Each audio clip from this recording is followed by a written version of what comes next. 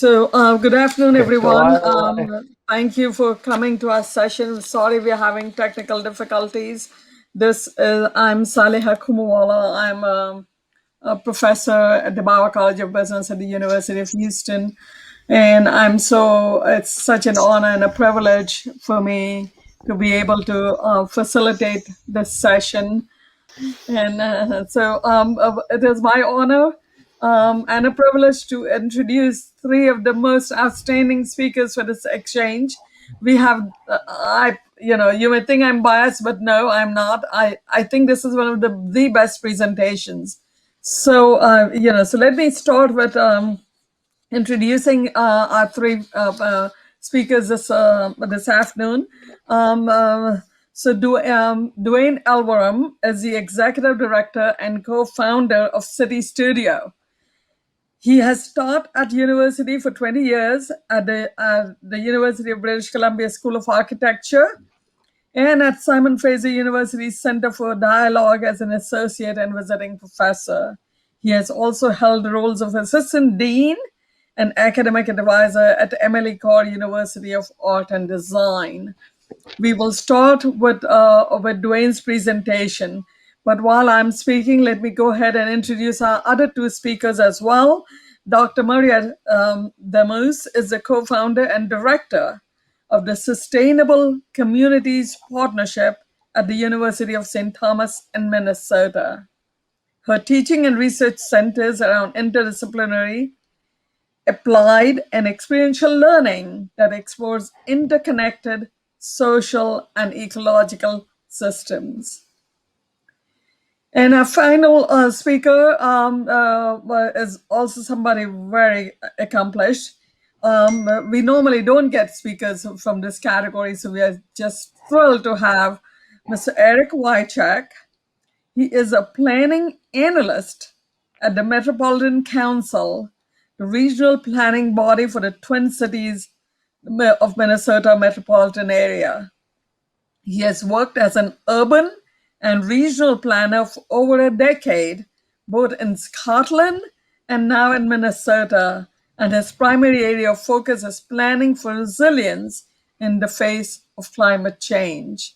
So with that, I want to do a land acknowledgement, but we are from so many different lanes here. So of course we acknowledge but the most important space that I want to acknowledge is this virtual space that we are in. In this, given the pandemic, of course, we have always worked in the virtual space with technology, but this virtual space that we are in today, we really want to acknowledge that, because if this didn't exist under pandemic, we would not be able to do what we are doing today, and we would not be able to have this conference. So we are very grateful for that. And with that, Mr. Dwayne Elverum, the floor is yours. Thank you very much. Can you see my my head slide, my card slide? Yes. Okay. So I'm presenting from Vancouver, British Columbia, Canada. This is the home of the Squamish, the Tsleil-Waututh, and the Musqueam people, and our studio is right on the edge of the Salish Sea, where we're working with patients, but not yet permission. These are unceded territories in Canada, largely across Canada.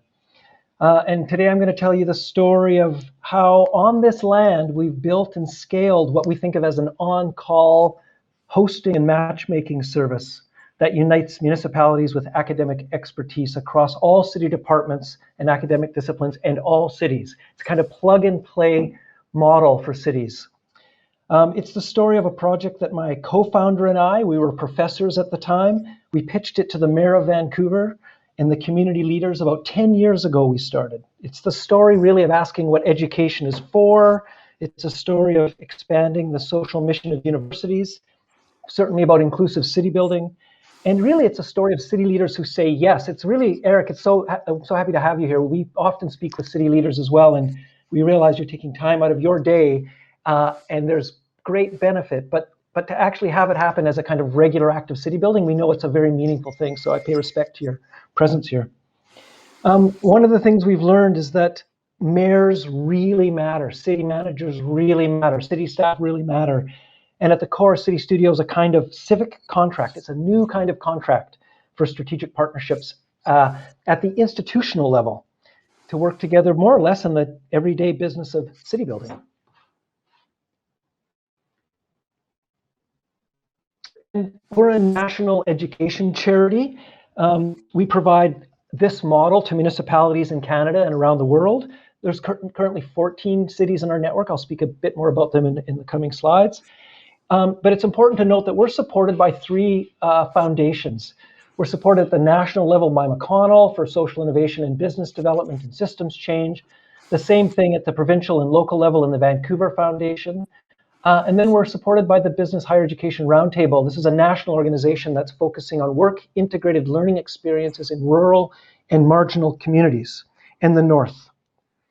And with the aim for us is to double our membership from 14 to about 30 over the next couple of years. And then, of course, to scale the model more formally out of Canada to other countries. Because, this won't come as a surprise. And with the exception of the folks in this room and some other notable projects, cities and schools don't really talk to each other. When they talk, there's different languages, different time zones, different cultures. So it's a bit of an intractable problem. And there's virtually no scalable infrastructure for cities and academic institutions or municipalities and schools, post-secondaries, to work together at the strategic level. This is the gap that we're in. Now, we're all trying. We know the work of Celia and Maria and Eric and two other really important projects in the US. Metro Lab is one big project that we follow very closely. And of course, EPIC-N, Sustainable Cities Initiative, we follow very closely. And I would consider them good friends of ours. With the exception of those few, there may be a few outstanding research projects in different places, some planning students, community health projects, some ongoing projects and programs. These are mostly ad hoc, and they're few and far between, and the work is actually difficult to see. It's difficult to understand as a collective. There's been a current and notable increase in work integrated learning activities. I think we're all really aware of that. And then, of course, this ongoing growing demand from students and pressure on schools to really start to think of community as key stakeholders in learning and education. So the goal for us was to try and learn about the systems gap by trying to change it. What could we learn about the system we're in by trying to change it, which I think is one of the best ways to understand a system. What would a one-stop shop for municipalities look like? What would we need to do to help cities launch and operate ongoing comprehensive partnerships? How would we set up different city studios so that locally they could run relevant, important, long-term and short-term projects that focus on local issues? How do we connect all of our work together across a country and around the world? And thinking ahead, what kind of collective impact could a network of academic municipal organizations have?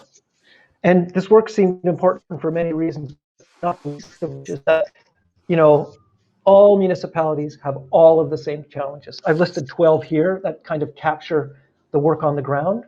We know that cities are at the kind of leading edge of climate change in almost every social issue that hits the ground in places. And what would it mean for us to kind of work on these issues with cities and then share our solutions, share our problem approaches?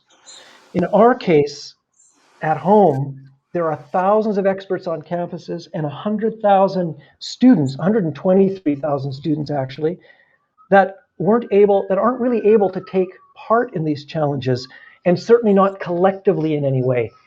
It's kind of all individual, small programmatic pieces and course pieces, mostly. And we don't have the infrastructure to distribute problems, and this was a really interesting challenge for us, let alone how do we share approaches, how do we share solutions? And this excited us. And like a good friend of ours in Vancouver, Dave Ramsey, says, if you like problems, it's a very good time to be alive. But I know, sadly, in some ways for our primary community, our students, it was a very hard time. It is a very hard time to be alive.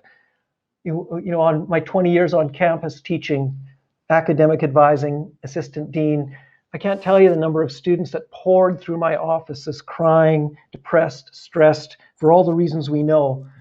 but virtually everyone was asking these two questions. How do I save the planet, and how can I earn a living doing it?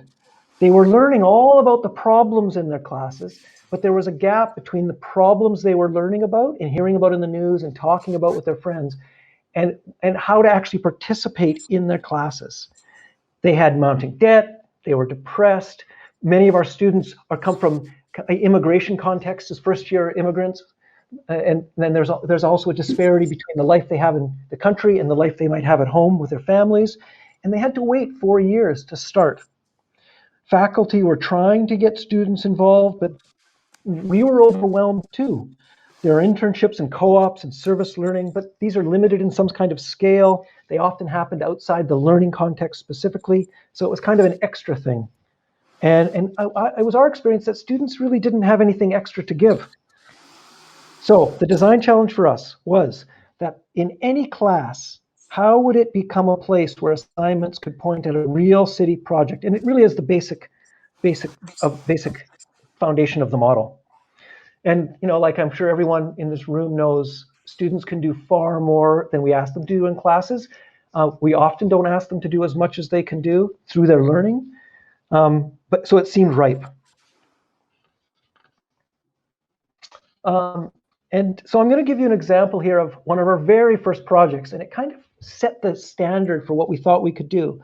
This example, city staff in Vancouver, as part of the Greenest City Action Plan, they were aiming to increase access to green space in neighborhoods.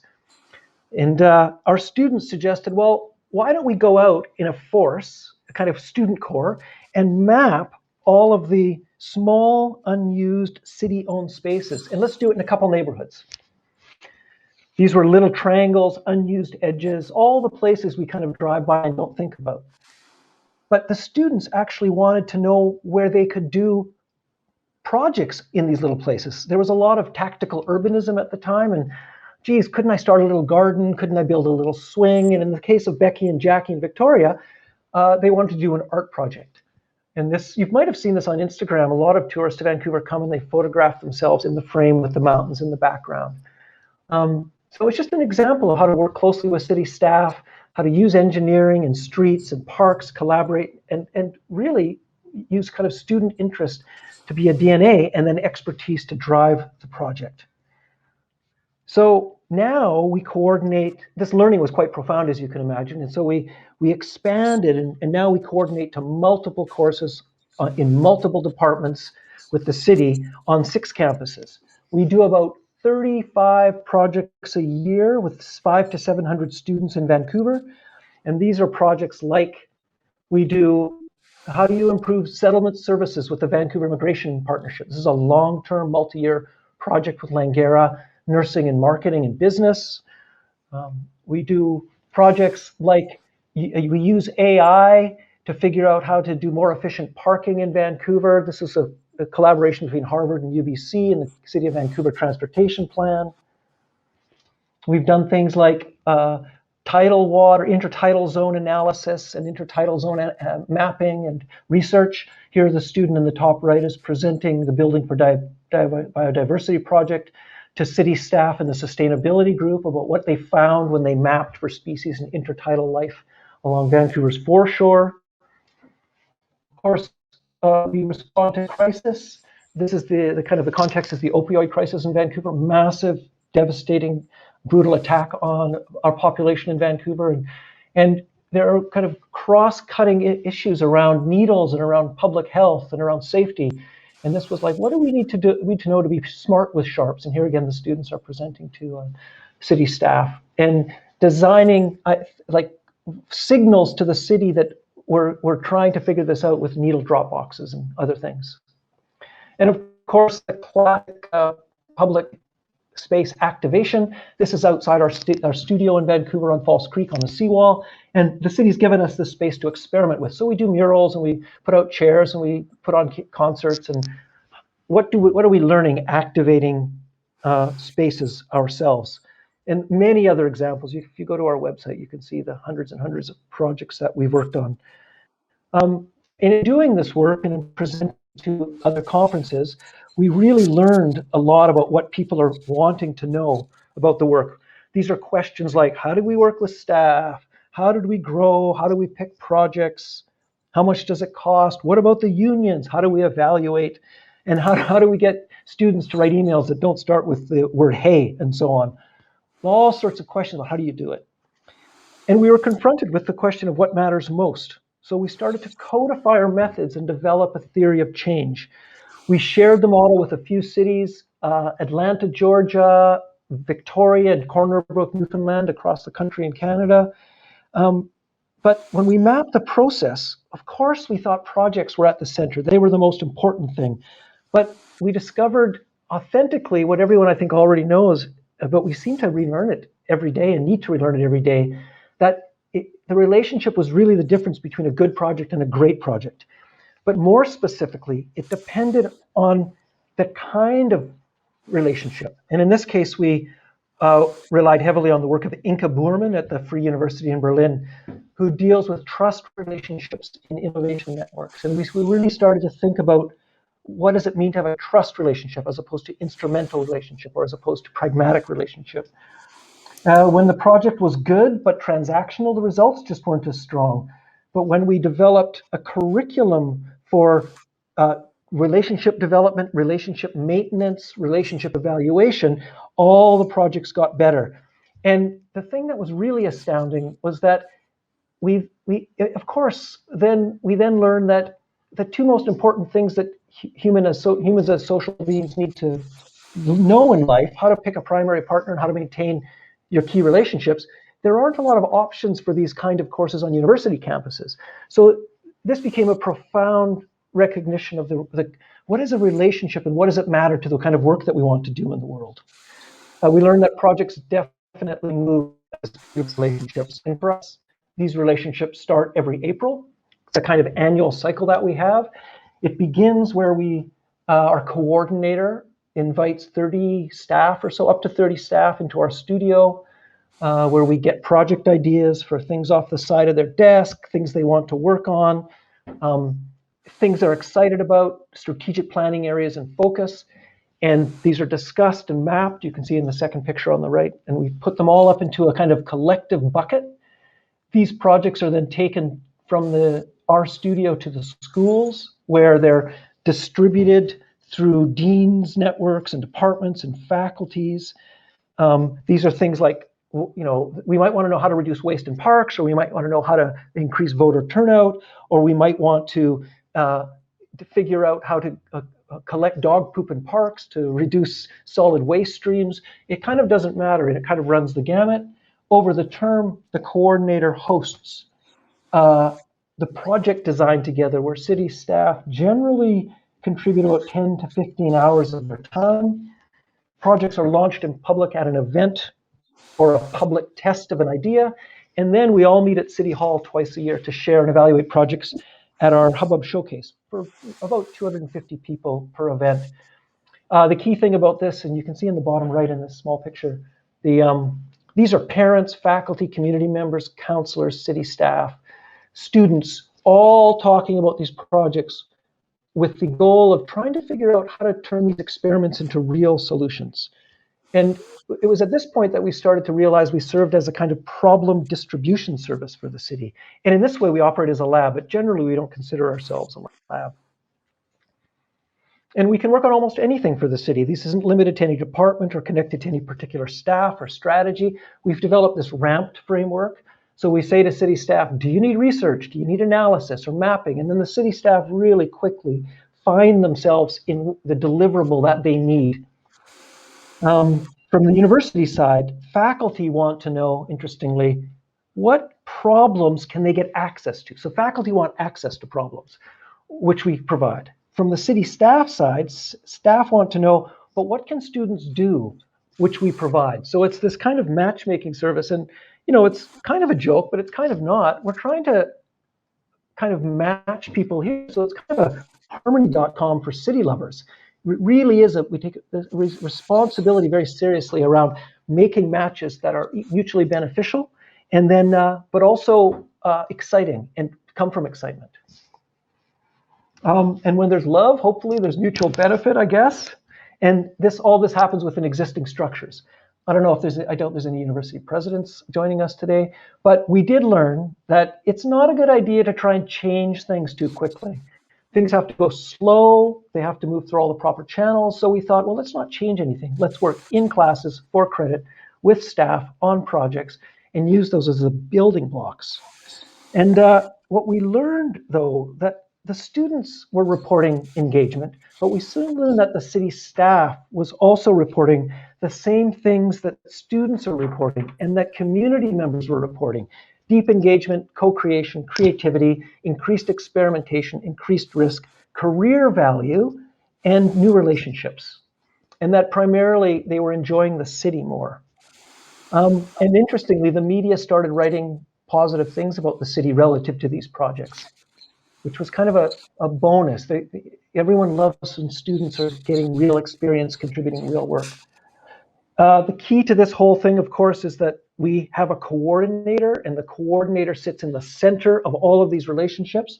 A skilled coordinator can probably match up to 50 projects a year, up to 700 students at different levels. Sometimes it's a single project in a big class with multiple solutions, or sometimes it's a group of master students. Sometimes it's long-term projects in degree streams over time. We have a kind of a student core engagement branch that asks, what can 200 students do in the city? We have a week of will, what can students do for a week in a city? And it comes down to the kind of question of how many different ways can our land and civic leaders work together with our academic experts for civic benefit. So 10 years on now, we're starting to find out how many ways. We have 14 cities and growing. We work together on a HiveBright platform. This is this excellent French community platform. And each city studio has a website so they can showcase their work. The platform is for peer-to-peer exchange, and it's about sharing individual local issues and common approaches to problems. And the work of the network is beginning to add up. 14 city network, we're working with about 17,000 students in this time, almost 800 city staff and faculty. But the key piece, the takeaway here is that on these 2,600 projects across 14 cities, almost 400,000 hours of work has gone into improving the city. This is not work that involves the unions. This is work that the city doesn't have time for. And it's a very important contribution at this sort of pre-consulting phase or pre-project phase or pre-program phase. And then we've also done a 6-year impact report where we ask, how are we doing and what does it feel like to do this kind of work? And it's been quite interesting. The results are very positive, but the one we're really interested in is the last one here, this 84%. We use this marketing metric, likelihood to recommend. Would you recommend City Studio to a colleague or friend? And this is the one we're tracking extremely closely. We want this one to go up. Now, I do have a slide about the SDGs. I won't go into it too much, just to say we're trying to connect to the SDGs over time so that a student can see their work related to the health of the planet directly through the work locally. But I wanted to talk about something and end with something that's really interesting for us. We've been really fortunate to be recognized from a variety of different partners over the years and a variety of different organizations over the years. But the thing that stands out is that it allows us to do more of our work and share our story. But the real lesson is that these awards come from very different sectors. Different sectors see value in the work of hosting and bringing students to the work and to the table of city building. And the model somehow demonstrates that different users really see a door with their name on it, and that hosting and holding relationships like this formally, professionally, as a practice is a kind of social good that we're just beginning to understand, especially at scale. And that is that. I welcome contacts in the chat. Of course, we'll ask questions, but it's been an honor to present. And Saleha, thank you for organizing this. And I look forward to hearing Eric and Maria. Thank you, Dwayne, for this excellent presentation. Very inspirational. You know, I'll be following up. Thank you. And so with that, we have, Dr. Maria Lemers, and somebody we rarely have from city government. It's Eric Wychak. Hello. Eric's going to share the slides for our presentation, so we won't have to jump back and forth. So I'll start off as Eric is loading up the slides. I will just provide. Looks like he has them. I'll wait. So our presentation, of course, is part of this session, Scaling Mutually Beneficial University Community Partnerships. And my name is Maria Donis. I direct the Sustainable Communities Partnership at the University of St. Thomas in St. Paul. And Eric and I will be co-presenting both about the Sustainable Communities Partnership Program at the University of St. Thomas, as well as our partnership, or his partnership, as he is with the Metropolitan Council with the Sustainable Communities Partnership, as a real life, like concrete example of how the partnership works with students and faculty and city and government agency partners. If you can just skip the session, learning outcomes were provided in advance, and I will just skip through those. And we have had our land acknowledgements from Saliha, thank you very much. And also from the University of St. Thomas, I wanted to add that our land here in Minnesota occupies the ancestral and current homelands of the Dakota people, and that we recognize the Ojibwe and Ho-Chunk lands as well. And we are committed to teaching students here at St. Thomas about this history, and also working towards the process of decolonizing minds and educating students to be morally responsible leaders. So we commit to those relationships and seek new pathways forward. So today, first, what I will do is share a bit about the Sustainable Communities Partnership, what it is and how it works, and then how we developed the model, and some examples of resident engagement through arts. And then I'll hand it over to Eric, who will provide examples of his his actual partnership with us, and how that impacts both the Metropolitan Council and students. Next slide. So first, about the Sustainable Communities Partnership. What is it and how does it work? So we are the SCP for short. I'll say SCP instead of the Sustainable Communities Partnership. SCP is an applied learning program that develops multi-year partnerships with cities and government agencies to integrate sustainability projects that are important to our partners into courses across disciplines. And I want to note here that sustainability encompasses economic, social, and ecological dimensions of interconnected human and well-being. So the words sometimes limit what might come to mind, but sustainability for us is all encompassing in these interconnected relationships in our cities and beyond. A few of the key components of SCP, again, are that they're multi-year partnerships so that we can develop strong relationships with partners and engage students across disciplines with the projects.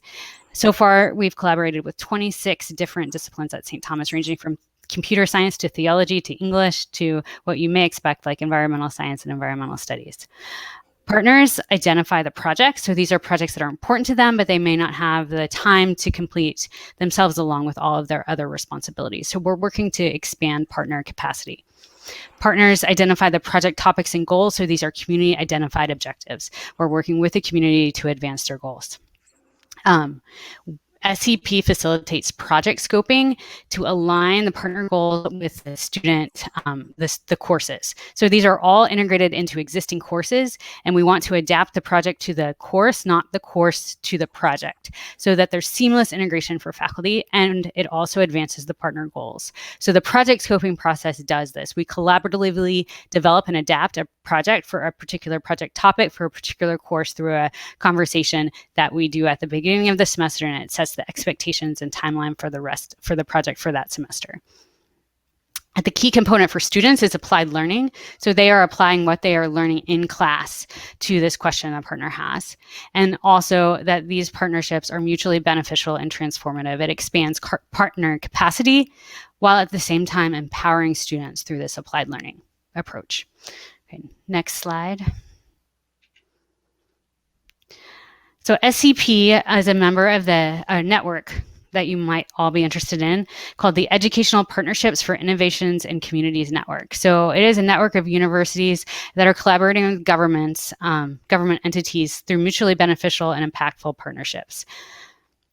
So these, if you look at that program, you'll see, or that website, you'll see lots of different universities implementing these university community collaborations in different ways, all in the same network. So if you're interested in models of how this works, that's a great resource for you to look at. And again, it's the EPIC network. So to develop our partnership model, to think of the scale and what would most benefit the community, we drew from the EPIC network and also asked these questions. We asked who the potential partners were and what would make a feasible and beneficial partnership for them, and what sustainability challenges within the city could our university address. We have primarily undergraduate courses, and we have certain programs that we offer and don't offer others. So what could we offer to cities based on what their questions were? So we assessed what type of scale and model we should have that could add value to the entire landscape. So we are located in the Twin Cities metropolitan area in Minnesota, and there are lots of universities that collaborate with the community, which is wonderful. So we were trying to determine what gap could we fill to add value to this whole organizational ecosystem through a systems-based perspectives. So I went and talked with a lot of people, and this is what I found out. First, I explored partner needs. So what would they need in a partnership for it to be beneficial for them to partner with undergraduate courses? They were really interested in exploratory projects that were important to them, but not urgent. Goals that were on the back burner due to their capacity. So they could do them, but they just don't have time. And projects that were too small for a typical large-scale funded research project. So we actually were really interested in looking at these smaller projects that were on the horizon, things they didn't have the capacity for. I also explored faculty needs and talked to a lot of different faculty, and I've taught my own classes that also incorporate this kind of learning. And they were really interested in projects that were of different scale. So a single unit to a semester-long project. So it could fit into any course. And also the seamless integration is essential. So they don't have to change their course, but we create a project that can adapt to whatever units they already have in their course.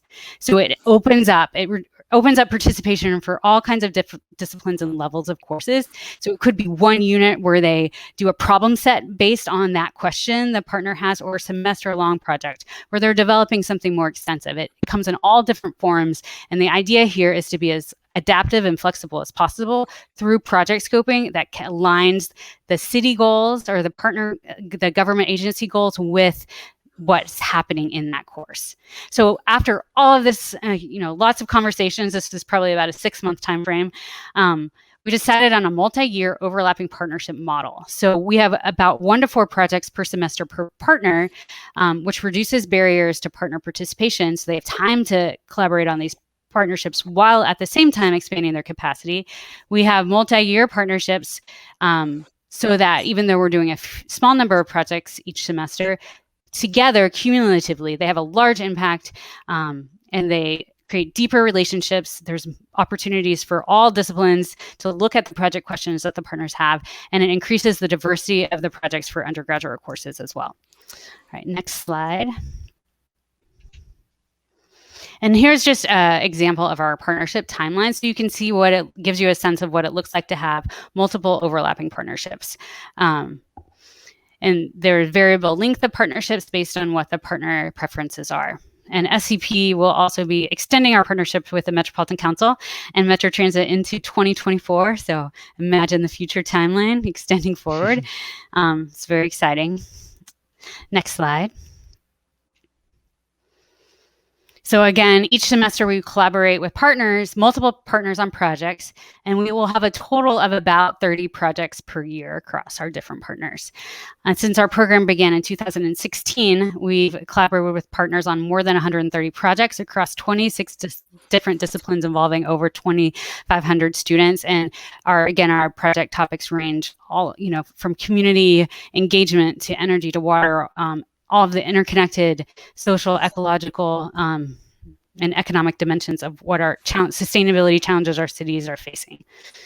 But all of this, we feel like this is all transformative for our students. They've reported that back to us, which is exciting. And for our partners, it expands capacity. But there was also a gap with the residents. How could we engage the residents of the community with what students were doing with our partners, this innovative work? Next slide. And so I was thinking about this and inspired by efforts that connect art and sustainability. And so I thought, okay, we'll try this out. We'll develop partnerships with local artists. Local artists then work with students in class to translate their project findings and research into artwork that we can then share with the community. And this brings the project findings to life and the goals of our partners to life for students, for people of all ages. And here's one example of a project with Metro Transit on Metro Transit's light rail train car. It's displayed, this monarch butterfly public art installation. We have public art installations and exhibitions and self-guided activities that are for people of all ages to engage with the community or what the sustainability questions and challenges that the community has and how students are engaging with those in their classes. Next slide.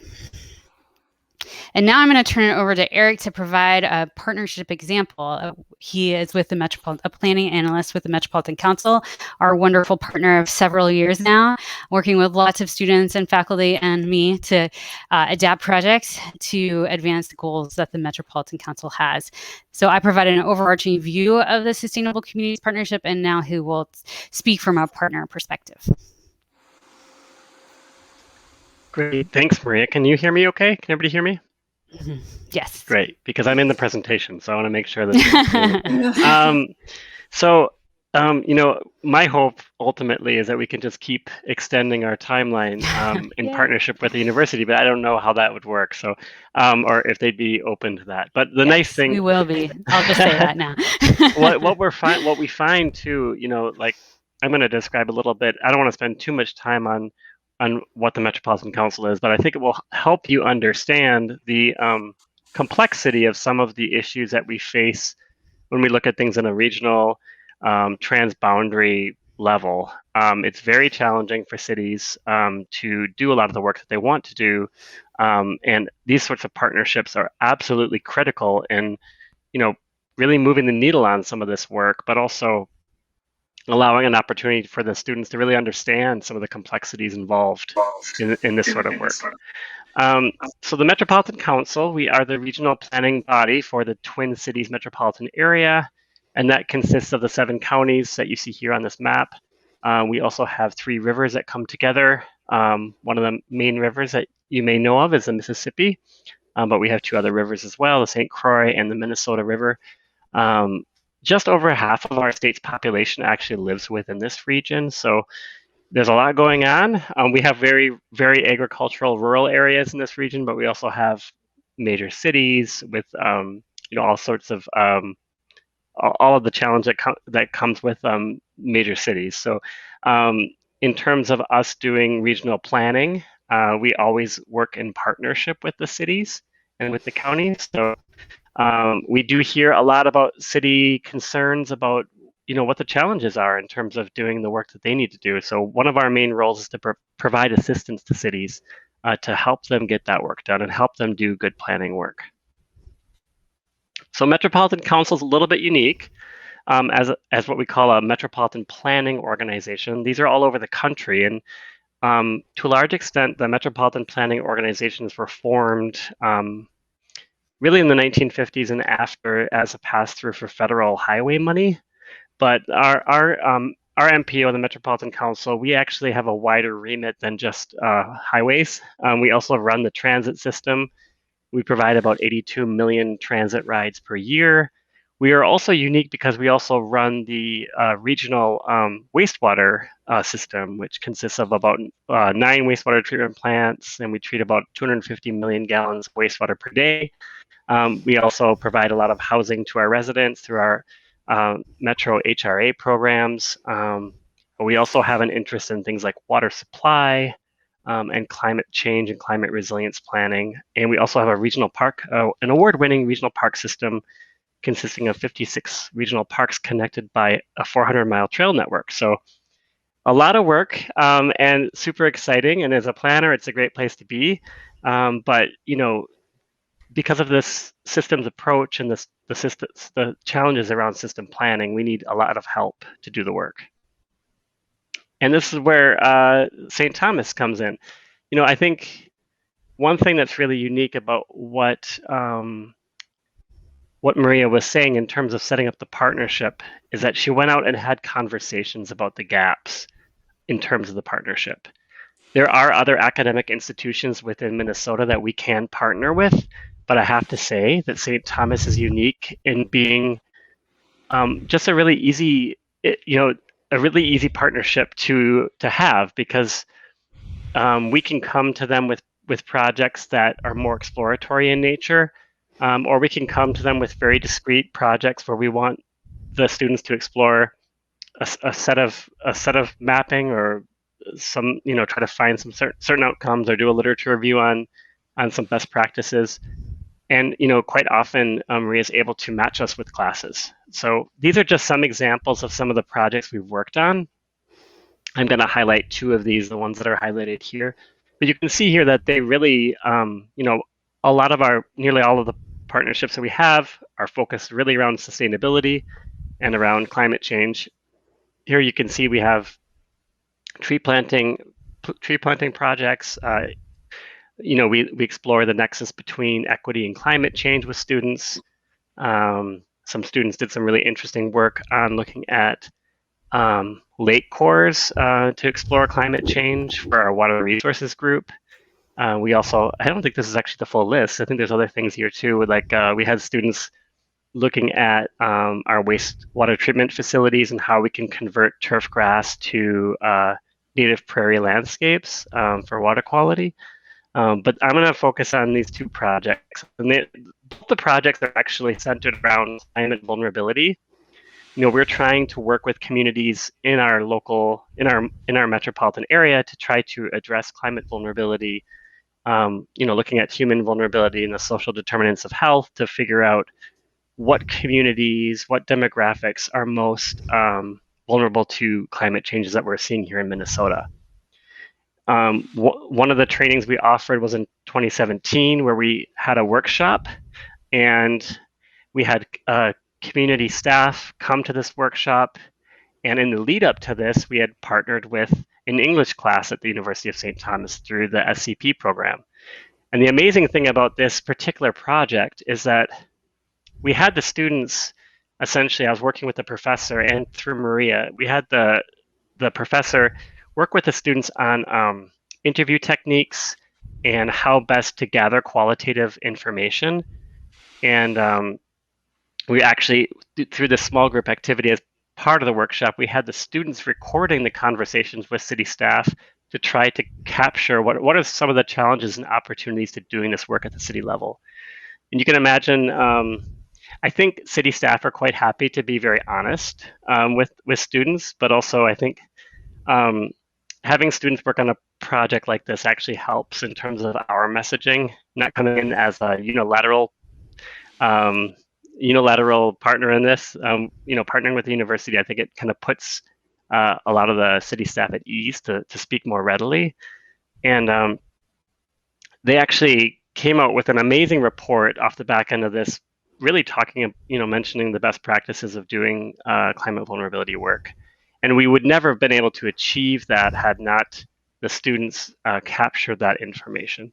So from my perspective, in terms of this project, the Met Council benefits were just in enhancing that capacity, because we have a small team of staff that work on this, and we would never have been able to capture this amount of qualitative data had not the students been involved. The students were able to thematically categorize the data and note the different trends and what the different participants were saying, codify that, and create a set of best practices and recommendations off the back end of that we could then share with 180 communities. So that's super helpful from our perspective.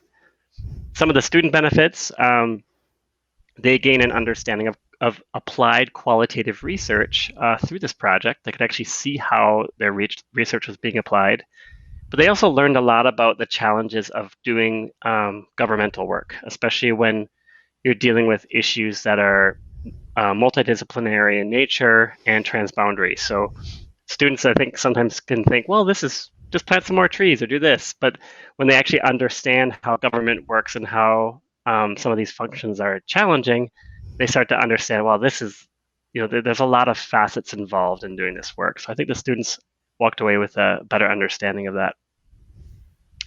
Another piece of climate vulnerability that we had the students work on was helping us with our tools around our climate vulnerability assessment, which is it consists of some interactive tools.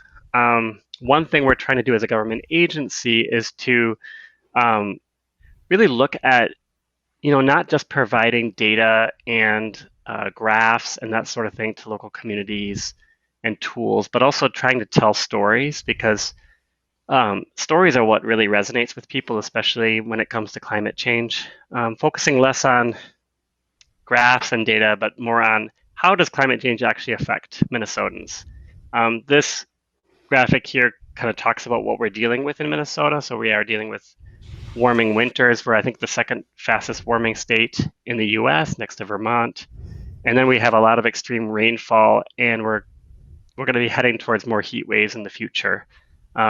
So this class in particular, another English class, was looking at how to gather stories of climate vulnerability within the Twin Cities and translating that into different pieces of art that we can use in our resources and our storytelling through mediums like story maps. Yeah, and I'll say a little bit about this arts dimension of this project.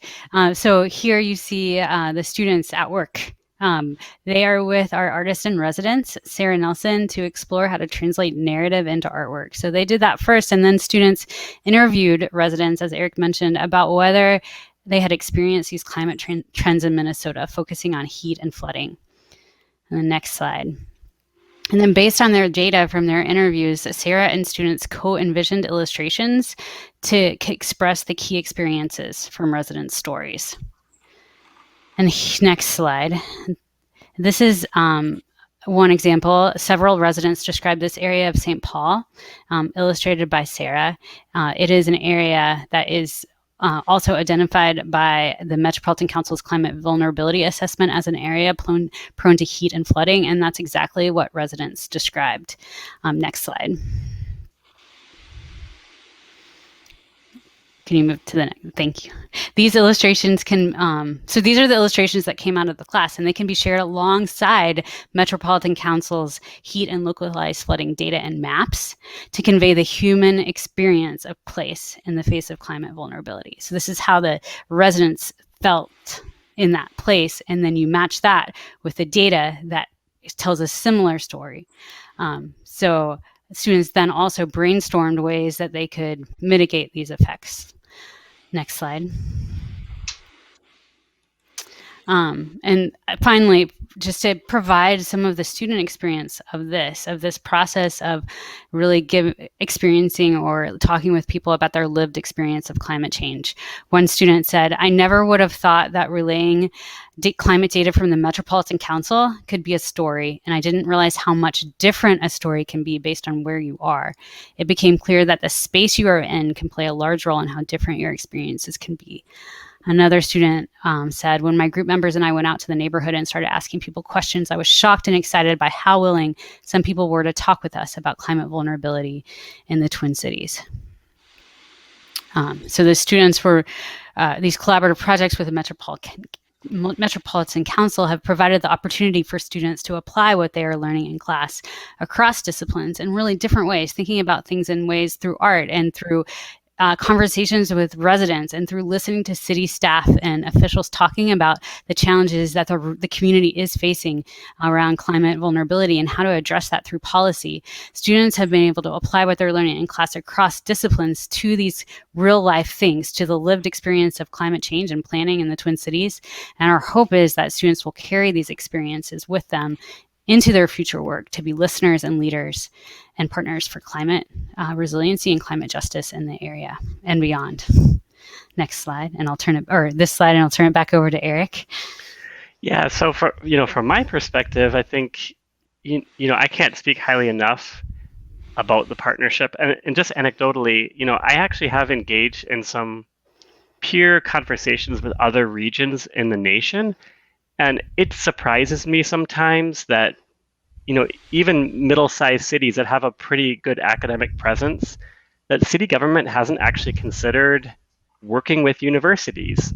There was a community in Michigan, and they had some real issues around climate change, especially as it came to like trying to figure out what to do with their tree canopy and the infestation of emerald ash borer, and they had to take out all these trees. And I said, have you thought about working with the local university? And it had never occurred to them setting up a formalized partnership with the university when you've got a bank of capacity there that you can tap into and willing students that want to do projects. So from my perspective, the partnership builds capacity for important governmental research and technical assistance. And again, I think Maria kind of touched on this, but a lot of times at the government level, we want to do exploratory work, but we just do not have the time to do that. So having students do that foundational work is really key to then us taking it to the next step. So quite often the students will kind of start a project off and then we'll finish it through doing further work. We also can ask the students to look at specific questions that can provide support on diverse interconnected projects. Students bring a fresh perspective and innovative approaches to the work. So one problem with government is sometimes we're siloed and we are looking very much within like what our remit is, as opposed to thinking more broadly. Students also are really good about bringing in new methods of gathering information through technology and polling. They have very innovative approaches to engagement that we've been able to tap into as well. But then on the student side, from what I see is that, I can go to the University of St. Thomas and tell them about government and the value of government and the services that government provides. And a lot of students, it's the first time they've ever had a government official or a government staff person actually talk to them about what kind of services we provide. So, kind of inculcating that future leadership that, students can take on through some of these applied projects is really important as well. Thanks. Thank you very much. Feel free to ask any questions if you have any, and I appreciate your time. Thanks. Thank you for this very inspiring presentation from both. Both of them have been very good. As you know, I will be implementing and reaching out to y'all. So I wanted to reach out to Maria this morning for something else. So you will be hearing from me. But to our viewers, the attendees, please ask anything of our speakers.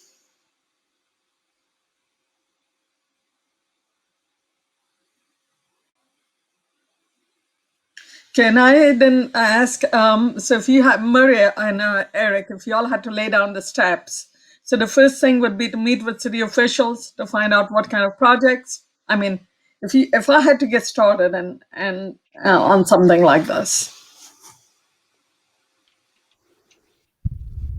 Yeah, I would say that the first, if you're thinking about scaling the model, if you're thinking about your own institutional context and the context of the place that you're in, it's really, at least for us, it was essential. It was so important to talk with potential partners about what they needed and what would be feasible and beneficial for them, and also to talk with faculty to understand what would be possible for them, how what you could create can fill a gap, a need, and add value to the entire organizational landscape. It's an essential first step if you're developing a new program.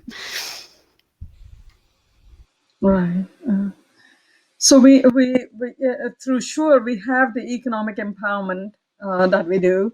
And we are connected with the city in terms of as part of the mayor's Complete Communities. That's his initiative, Complete Communities. And I think this, climate change, ecological, social, that all, if you really want to make a complete communities, then all of those also have to play a role, not just economic. It's all interconnected.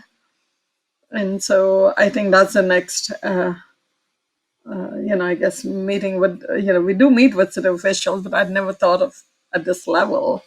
So, and I think the point that Eric made was that a lot of times city government, city officials just do not have the time to do everything. And this is great. I mean, it's a win-win. Students win, the city wins, and everybody wins in the process. Yeah, and Saliha, I teach on the side, and I teach at St. Thomas sometimes. And one thing I say to students is, when you do these projects, put this on your resume as this isn't just a course. This is actually applied work that you can actually cite when you go for interviews. So that's quite a difference between coursework. This is actual project work that they can cite. Mm-hmm. Right. We have Edzi from Mehmet from Koç University, that's in Turkey, and we have a PhD student. We have Jose Carlos, and we have Kevin, who is the managing director of social innovation. So we have, from PhD students to international, it's a really great group of attendees. I think there's a question or comment in the chat, maybe worth exploring if Dwayne and Maria, if you want to have a shot at it. Oh yeah. Yeah. So I will try to answer this from my perspective. So for us, the core part of this partnership model is that it's mutually beneficial. So the cities, we are working with cities to advance some of their goals, but we are also very, very so incredibly appreciative of the collaboration with the city and other government agency partners because of the experience that they bring to students. So they provide, like Eric and others come and they provide a project orientation to students at the beginning of their project. So they talk about the question, the data the students have, to how it will apply to their course. And the students develop these relationships with our partners that they wouldn't have otherwise. And they get to apply what they're actually learning in class to a real question in the community. So they become, through class where they otherwise wouldn't have an applied learning or project that connects them with the community at all, they are able to collaborate and increase their network and their skills and creative problem solving skills in particular, based on whatever class they're in, that they can take with them after they graduate into their future careers. And as Eric said, these projects have been so helpful for students to put on their resume, and students have come back to tell me that they helped help them get jobs. So if anything, the cities are providing us. I feel like there's not really a cost here at all. It's all mutually beneficial, and we adapt the projects and the partnership and the integration into courses so that it will be mutually beneficial and transformative. So it's I know we hear this term all the time, but it's really a win-win.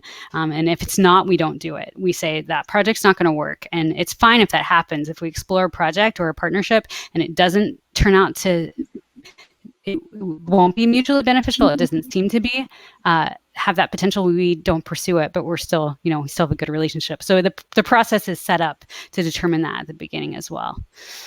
I hope that helps a little bit. Right. So that's project scoping that you talked about, right? Maria, that's project scoping. Yeah. So we project scope with particular projects, and then at the beginning of the partnership, I meet with the partners fairly extensively to see what their needs are in particular, and if it will be a good relationship, like if it will be a mutually beneficial relationship. And it's been, sometimes it turns out the partnership probably isn't really going to be mutually beneficial because goals don't align in a way that adds value to both partners, and that's fine. Like we want to find that out, and I like, even if I hear no, or the city, one of us says no, that's part of the process and part of the point. And the same with the project scoping. If we think of a project idea and then we find out it's not going to actually be mutually beneficial for the partner in the courses, that is a good outcome of project scoping, just as good as if we found we pursued the project. So yeah, thanks. Right. And I want to make clear that these are courses that students take for course credit, and this is part of the coursework. Yes, that's correct. So this is all part of the coursework. They're not special or different classes. They'll find themselves with this project in any course that they take, from an introductory course to a capstone course, but it's not every course in the university. So again, it's about 30 courses a year, and they're different each semester. So it really, there's a lot of students have experienced this through a diversity of courses. It changes every year. Right. Yeah, no, that's exactly the way my show program works. Students take it for course credit, and right. So that's very, very good. And it looks like there's a question for Dwayne in the chat now as well. I lost something in Dwayne's presentation. How many universities and academic areas are involved in the City Studio program? That's from Jose Carlos. So, Dwayne. The question was how many universities and academic areas are involved, and the answer is 6 universities in Vancouver, and all the academic areas are involved. Mm-hmm. So, yeah, we lost him, and we're about to be cut off. So, thank you. Okay, we're done. Bye. All right. Thank you Thanks, so much. everybody. Bye. Bye. Bye. Bye.